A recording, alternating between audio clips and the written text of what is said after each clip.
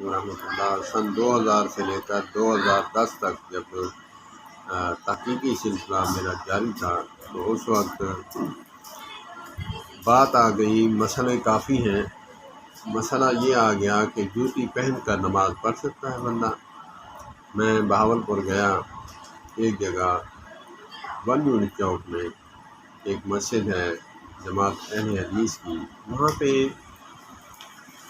بچے جو ہیں جوتیاں مسجد میں پہن کر پھرے،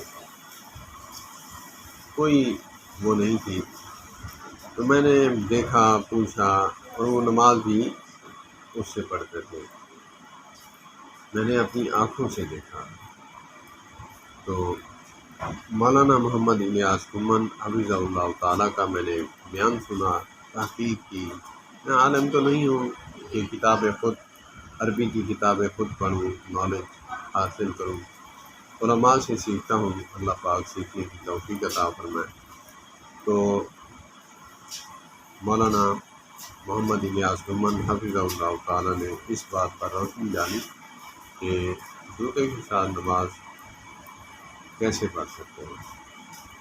انہوں نے کہا کہ بندہ جماعت کے ساتھ گیا ہوا ہے یا جہاد پہ گیا ہوا ہے، تو وہاں نماز کا ٹائم ہو گیا ہے، جوتا صاف ہے، گندگی نہیں لگی ہوئی، تب جو ہے وہ اس کے ساتھ نماز پڑھ سکتا ہے۔ تو عمومی عمل نہیں ہے، بات یہ سمجھ آئی کہ عمومی عمل نہیں ہے کہ وہ ہر نماز 5 نمازیں یا جمعہ جو ہے وہ کسی کے ساتھ ادا کرے۔